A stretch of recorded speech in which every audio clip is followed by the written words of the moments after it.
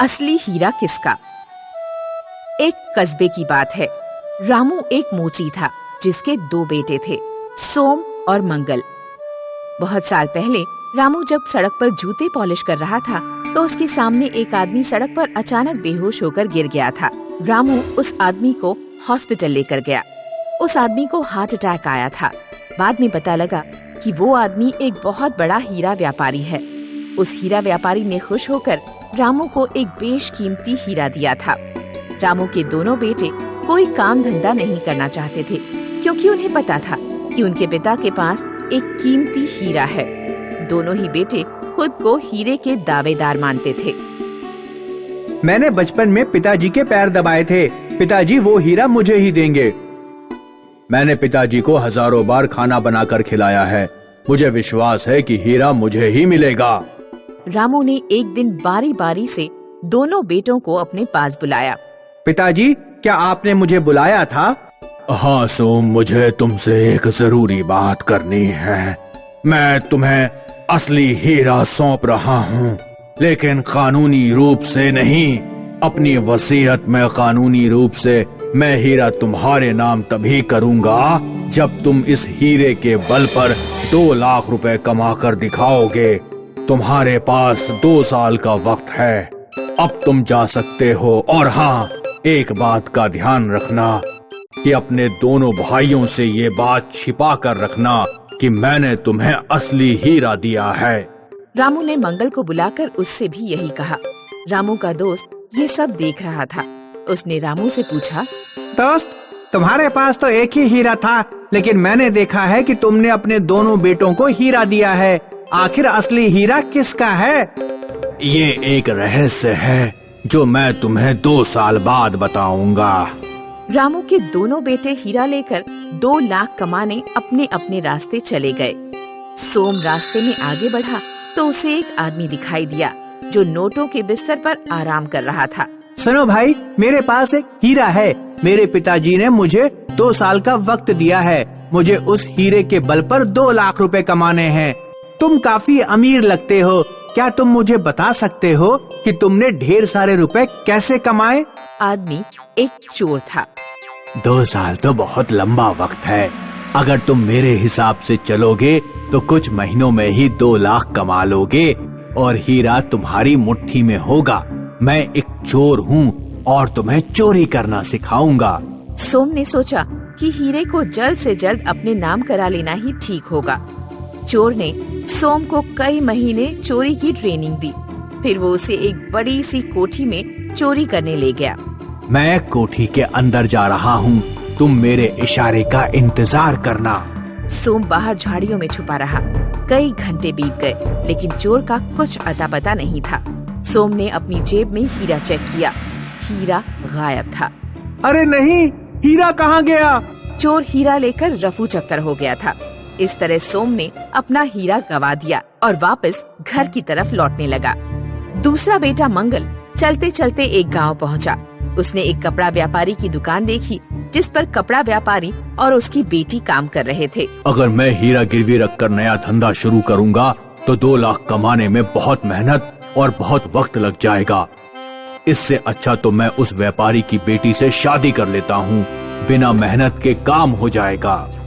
मंगल व्यापारी के पास गया और उसने व्यापारी से कहा, मेरे पास एक बेशकीमती हीरा है। क्या तुम अपनी बेटी से मेरा विवाह करोगे? व्यापारी हीरा देखकर विवाह करने के लिए तुरंत राजी हो गया। लेकिन विवाह में मुझे 2 लाख रुपए देने होंगे।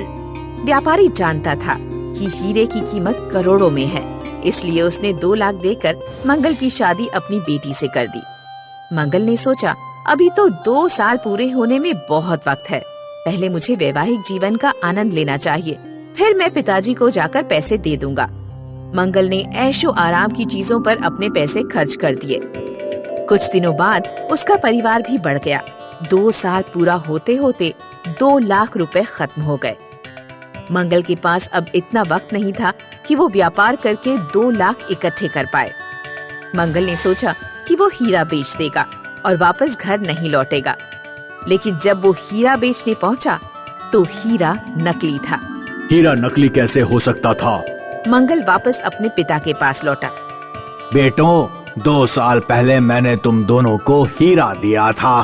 पिताजी, आपने हम दोनों को हीरा दिया था, आखिर असली हीरा किसके पास था? असली हीरा किसी के पास नहीं था।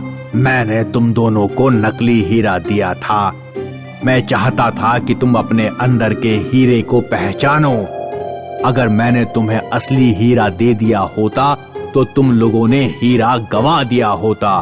अब तुमको जिंदगी का सबक मिल गया है। हाँ पिताजी, मैंने सीखा कि किसी भी चीज को हासिल करने के 2 तरीके हो सकते हैं। पहला तरीका है कि सही काम करके ईमानदारी से लक्ष्य को हासिल किया जाए, और दूसरा तरीका है चोरी जैसे बुरे कामों को अपनाकर अपनी मनचाही चीज हासिल की जाए। लेकिन जब हम बुरा काम से कुछ भी हासिल करते हैं तो उसका परिणाम भी बुरा ही होता है। पिताजी, मैंने सीखा कि लक्ष्य प्राप्त हो जाने के बाद आराम से बैठना नहीं चाहिए। मैंने ऐशो आराम में सारे पैसे गवा दिए, वरना मैं 2 साल पहले ही आपको रुपए दे सकता था। मैंने तुमसे एक बात छुपाई थी। बहुत साल पहले हीरा व्यापारी ने मुझे इनाम में 1 नहीं बल्कि 2 हीरे दिए थे। अब तुम दोनों एक हीरा ले सकते हो। मुझे पूरा विश्वास है कि अब तुम दोनों इनका बेहतर इस्तेमाल कर पाओगे। मोहित का परिवार पुणे में रहता था। मोहित के घर में उसकी मम्मी और छोटा भाई राकेश थे। मोहित हर रोज अपने ऑफिस के बाहर खड़े होने वाले एक फकीर को दुकान से खाना खरीद कर देता था। बेटा, तुम बहुत दयालु हो। उस परमात्मा की कृपा हमेशा तुम्हारे ऊपर रहेगी। मोहित जॉब करता था और अपने ही जैसे किसी जॉब करने वाली लड़की से शादी करना चाहता था।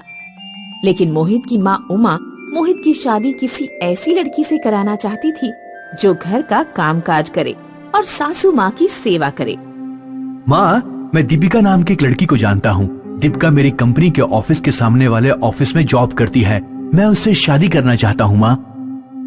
नहीं, अगर बहू जॉब करने जाएगी तो मेरी सेवा कौन करेगा और घर का कामकाज कौन संभालेगा? मुझे नहीं चाहिए ऐसी बहू जो ऑफिस जाने के बहाने इधर उधर के मर्दों से बातें करती घूमे। माँ, आज के समय में लड़का और लड़की दोनों का अपने पैरों पर खड़ा होना जरूरी है। घर का कामकाज हम सब मिलकर कर लिया करेंगे। दीपिका और मैं एक दूसरे को पिछले कई सालों से जानते हैं और एक दूसरे से प्यार भी करते हैं। नहीं, तुम शादी करोगे तो मेरी मर्जी की लड़की से। नहीं माँ, मैं आपसे प्यार करता हूँ, लेकिन मुझे अपने जीवन साथी को चुनने का अधिकार है माँ। मोहित ने दीपिका से शादी कर ली। आखिर तू नहीं माना, तूने अपनी ही मर्जी की चलाई। अब कान खोल कर सुन ले, मकान जमीन किसी में भी तुझे हिस्सा नहीं मिलेगा। मोहित और दीपिका ने उदास होकर घर छोड़ दिया। उन्होंने एक फ्लैट किराए पर लिया और रहने लगे। कुछ दिनों तक सब ठीक ठाक चलता रहा। मोहित और दीपिका अपनी छोटी सी दुनिया में बहुत खुश थे। लेकिन उनकी परेशानियों का दौर तब शुरू हुआ जब दीपिका की प्रेगनेंसी की शुरुआत हुई। दीपिका पतली दुबली थी। प्रेगनेंसी के दौरान उसे बहुत ज्यादा उल्टियां आने के कारण चक्कर आना शुरू हो गए। डॉक्टर ने दीपिका को सलाह दी कि वो कुछ दिन घर पर ही आराम करे। जब दीपिका ने लगातार छुट्टियां की तो कंपनी ने उसे जॉब से निकाल दिया। मोहित को अकेले फ्लैट का किराया, घर और दवा का खर्चा उठाना मुश्किल पड़ रहा था।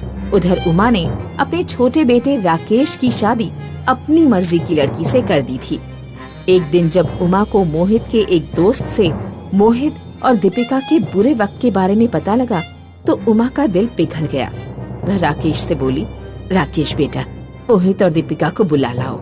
दीपिका कैसी भी हो, आखिर है तो मेरी बहू ही।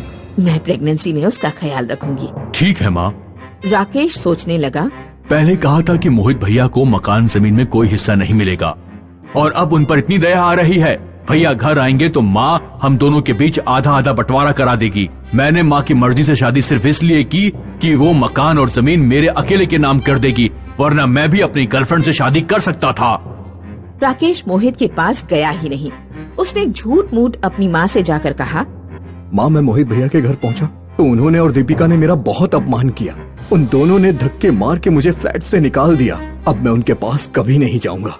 एक दिन मोहित जब ऑफिस की बिल्डिंग से बाहर निकल रहा था तो फकीर ने उससे पूछा, क्या हुआ मोहित, आजकल बहुत उदास रहते हो?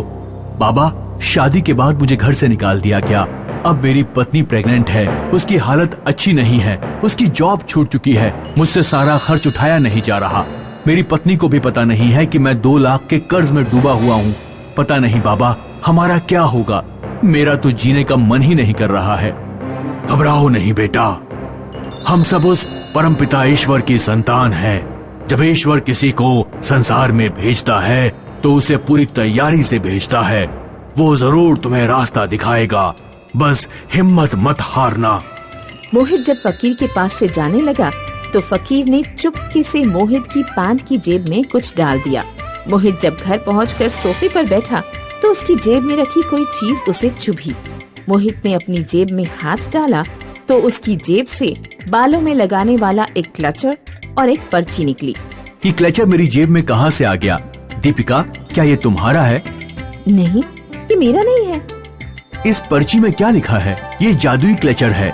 इसे बालों में लगाने मात्र से बालों को मनचाही कटिंग और शेप दी जा सकती है। कहीं ये क्लचर उस फकीर ने तो मेरी जेब में नहीं डाला? अगले दिन मोहित जब ऑफिस की बिल्डिंग के बाहर पहुंचा तो वह फकीर गायब था। इस क्लचर से मैं क्या कर सकता हूँ? हाँ, मैं ऑफिस के बाद 1 घंटे किसी सैलून पर काम कर सकता हूँ। मोहित ने एक महंगे सैलून में जाकर अपने जादुई क्लचर के बारे में बताया। उसे तुरंत सैलून में जॉब मिल गई। मोहित 1 ही घंटे में जादुई क्लचर की मदद से दर्जनों लड़कियों के बालों को मनचाही कटिंग और शेप दे देता। मोहित की आर्थिक हालत सुधर गई। बुरा वक्त बीत गया। मोहित ने कर्ज लौटा दिया और दीपिका की भी सेफ डिलीवरी हो गई। मोहित जॉब करता रहा और दीपिका ने एक अपना सैलून खोल लिया। जादुई क्लचर की मदद से दीपिका और मोहित बहुत अमीर हो गए। अपनी कमाई का आधा हिस्सा वे गरीबों को बांटा करते। राकेश ने जब देखा कि उसके भैया और भाभी बहुत अमीर हो गए हैं तो वह एक दिन मोहित के घर पहुंच गया और रिरियाने लगा। मोहित भैया, मुझे आपकी बहुत याद आती है। मैंने माँ से बहुत बार कहा कि मोहित भैया को घर बुला लेते हैं, लेकिन वो मानी ही नहीं। आप तो जानते हैं कि मैं कोई काम धंधा करता नहीं। पुराने घर से जो किराया आता है उस पर ही निर्भर रहता हूँ। इस समय घर की हालत बहुत खराब है। माँ बीमार है। भैया, क्या आप अपना जादुई क्लचर कुछ दिनों के लिए मुझे दे सकते हैं? हाँ राकेश, क्यों नहीं दे सकता। तुम इसे ले जाओ और पैसे कमाओ, फिर मुझे वापस कर देना। राकेश जादुई क्लचर ले गया। उसने अगले दिन असली जादुई क्लचर जैसा नकली क्लचर मोहित को लौटा दिया। अगले दिन जब दीपिका ने जादुई क्लचर का इस्तेमाल किया तो उसका कुछ असर ही नहीं हुआ। दीपिका ने राकेश को फोन किया। हेलो राकेश, जादुई क्लचर काम क्यों नहीं कर रहा? मुझे क्या पता, आपका क्लचर आप जानती होंगी, खराब हो गया होगा या एक्सपायर हो गया होगा। अब मैं असली जादुई क्लचर से ढेर सारा पैसा कमाऊंगा। राकेश ने अपना सैलून खोला। बैठ जाइए मैम, मैं बस 1 मिनट में आपके बालों की कटिंग कर देता हूँ।